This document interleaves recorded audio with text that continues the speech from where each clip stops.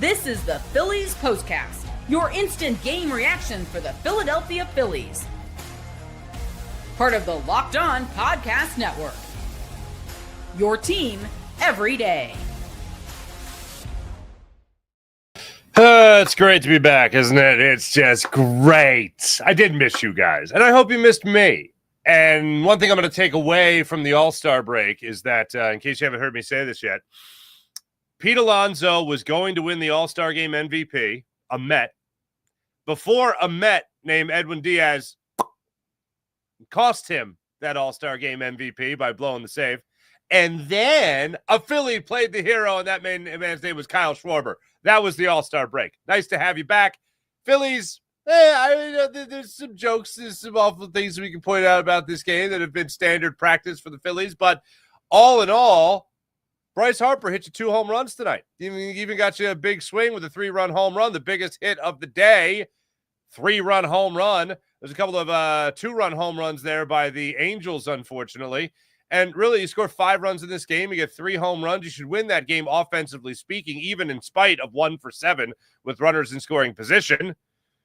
But this came down to Jesus Luzardo not having his best stuff, which apparently he has to have his best stuff, like 7 scoreless type of best stuff, and not 4 runs over 4 2/3. By the way, 92 pitches to get through not even 5 innings of work. So, yeah, I'd say it's pretty safe to say that he didn't have his best stuff today.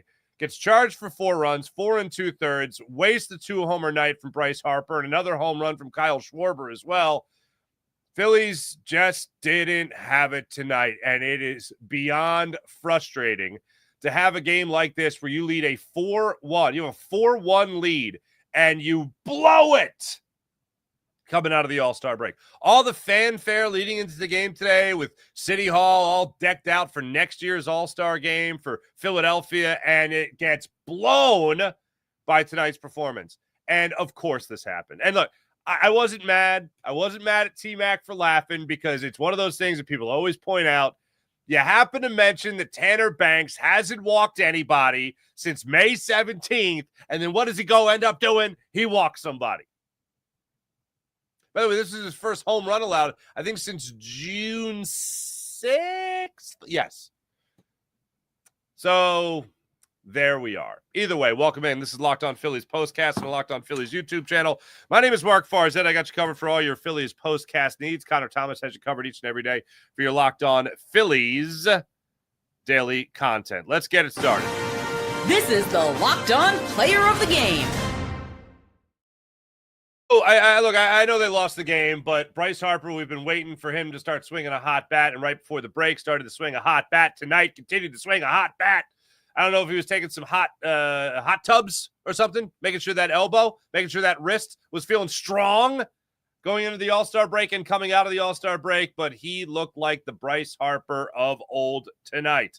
Get you a double, get you 2 home runs as well. He started doing damage for the Phillies in the early goings of this ball game by making sure that the Phillies would not be going down in vain in this particular game. They have a 1-1 game in the 3rd inning. Bryson Stott led things off by lining out to third base. Trey Turner got a single. Kyle Schwarber worked a walk. He got first and second. He got 1 out. Bryce Harper steps to the plate. He gets a 1-2 sweeper, and he belts this ball down the right field line, hooking foul ball. But you just thought, if Eder gives him 1 more sweeper, it's going to be boom time. So works the count, gets a wild pitch. He's now got 2nd and 3rd and 1 out. Schwarber and Turner on the base paths. He works a 3-2 count, and he belts a 3-run home run on another sweeper. Mistake, Eder. 375 feet to right field for the home run. It was gorgeous. I think he put it in right field. Did he put it in right field? I know he hit 1 Oppo-Boppo home run tonight, but just to be, I want to make sure I have that right for you. Yeah, to right field, 375 feet, a 3-run home run. Boom, 4-1 in favor of the Phillies. Now, unfortunately, as Luzardo struggled, your bullpen came in. Romano gave you a little bit of a scare, but he was fine. Got out of it. Tanner Banks comes in and unfortunately blows that lead, as does Jesus Luzardo. All of a sudden, you're down 6-4 on the 2-run home run by Ward. So you're down 6-4. Bryce Harper steps back up to the plate. You're looking for some offense to get going again trailing. And Bryce Harper steps to the plate, this time in the 8th inning, and he hits a solo home run. This one on a 1-0 slider. Oppo Boppo goes to left field off Fermin. 6-5 game. It's now a 1-run ball game. Bryce Harper, in between all this, by the way, got you a double. Let's talk about that double from Bryce Harper for a second. That came in the 5th inning. Kyle Schwarber led things off by going down, looking at a fastball away. Bryce Harper steps up there. He hits a slow roller to right center field. Now, far be it for me to rip Bryce Harper on a 3-hit day, on a 2-home-run day, and all that. But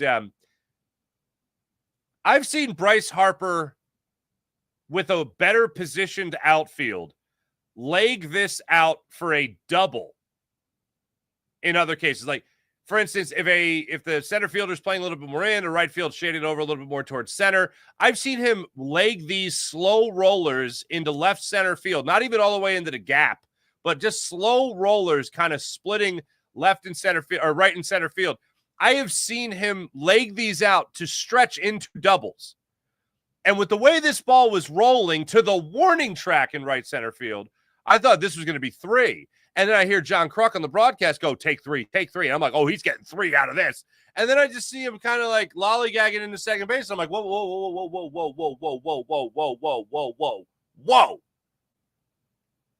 I thought for sure. When I saw that ball splitting the gap to the wall, I went, oh, he's – and then you even see they bobble it a little bit in center field. I'm thinking there's no way Bryce Harper's not on third base. There's no way. And sure enough, he wasn't on third base. He stayed on second base.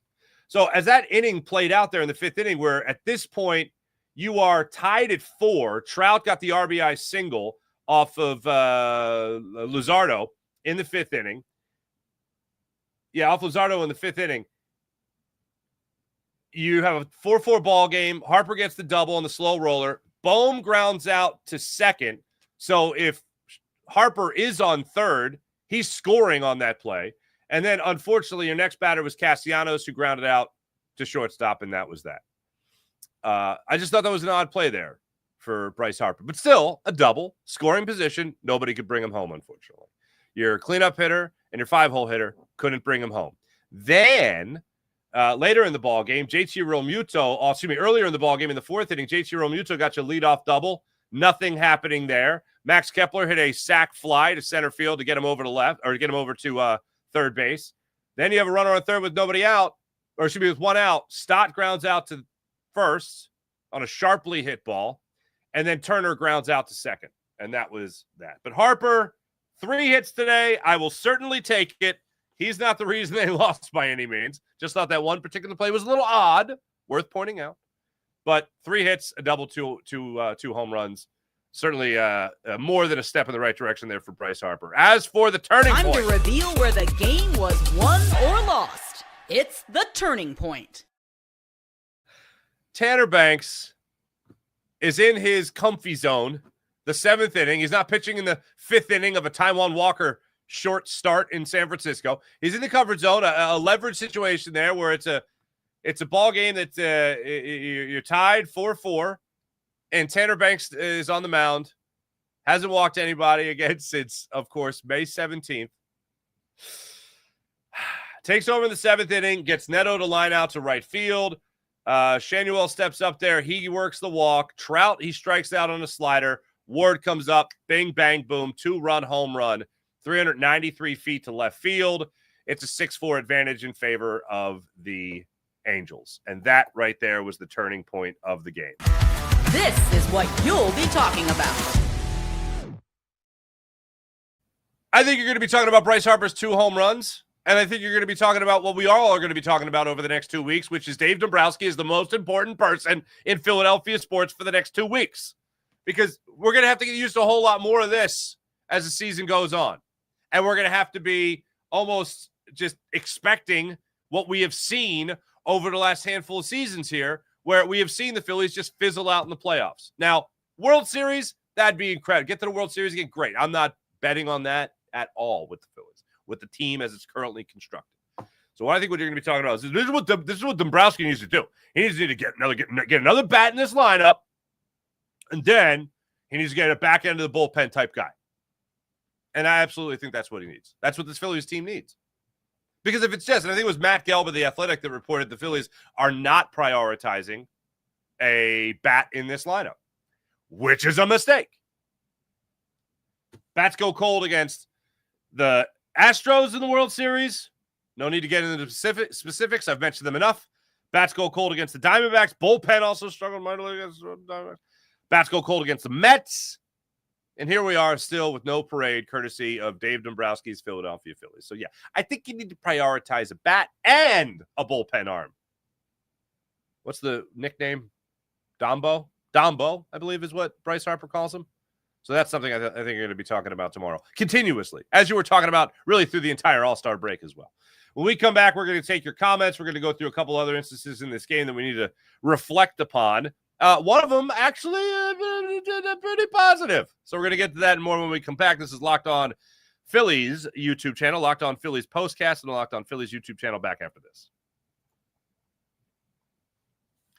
Speaking of betting on certain situations, how about FanDuel? Summer sports in full swing right now. Whether you're all about baseball under the lights, golf on the green, maybe even high-stakes soccer action, FanDuel is the best way to make every game more exciting. You're already watching the action. Why not make it a little bit more thrilling? With FanDuel, you could get in on the game while your friends are getting sunburned on the beach. I've been using FanDuel to track my favorite matchups. The app keeps it fresh with new daily promotions and fun ways to bet. It's easy to use, fast payout. I actually had Jesus Luzardo, 6.5 strikeouts. He had 7. So thanks for that, Jesus. So fast payouts as well. Even every regular season game is like a must-watch event thanks to FanDuel. New to FanDuel, new customers can get $5. That's right. Just bet $5 and get $150 in bonus bets if your first bet wins. Once again, new to FanDuel, new customers can bet just $5. And if it hits, you get $150 in bonus bets if your first bet wins. Open the FanDuel app today. Visit FanDuel.com to get started. That's FanDuel.com. Couple other instances in this game that I do want to make sure I hit upon, and that is how about our man Pots and Pans, Robert, in this game, getting into this one again, struggled in his previous outing in San Diego, I want to say it was. And, excuse me, no, that was in San Francisco. Struggles there, but comes out in the 8th inning of this game, much to my surprise, and pitches a pretty solid inning. Daniel Robert gets into this one, and you see him there. 1 inning, 1 hit, 2 strikeouts, got himself out of a jam after a 1-out triple by former Phillies prospect Logan O'Hoppe. Now, Brandon Marsh was in pursuit of this ball. Max Kepler, I thought, also misplayed it because he just kept running to center field. You got to know where that ball's headed, towards the angle wall, and he just runs right past it, allowing Logan O'Hoppe, making Brandon Marsh go in pursuit of the ball, and then also allowing Logan O'Hoppe to get to third base with 1 out. But as fate would have it, Daniel Robert did his job, and he was able to get out of that jam. And how about the fashion in which he did? Renifro, he ends up striking out on a 3-2 sweeper, and then he gets Newman to strike out on a sweeper as well, and that was that. As far as the offense went, I mentioned the home runs. Kyle Schwarber, 2 by Bryce Harper. The 1 for 7 with runners in scoring position, killer. Absolutely killer. Schwarber got you the home run in the first inning to grab you a 1-0 lead, just picking up where he left off in the swing off. And then Soler got the run back to tie it at 1 in the second inning. Castellanos led off with a walk. Weren't able to do anything with that in the bottom of the second inning. You got the first and second with 1-out situation in the third. Nothing. JT leadoff double. Nothing. Terrible. Absolutely terrible. Oh, sorry. The third inning you did get that was the Harper home run, the first Harper home run. So that was the one instance where somebody came up with a runner in scoring position. Bryce Harper. The 1 for 7, the 1 was Bryce Harper. So there you go. Let's see what you guys have to say about this one coming back after the All-Star break. And there we go. Don't scare me like that. Don't scare me with the no mic stuff. Peter Choi, Luzardo equals Romano. That's funny. Jack Dwight, how you doing? Luzardo pitching himself into the pen. Maybe. Matt Forstater, you can't replace half a team at the trade deadline. That is true. You don't need to replace half the team. In all honesty, you don't have to replace half the team. There's two gaping holes that this Phillies team has.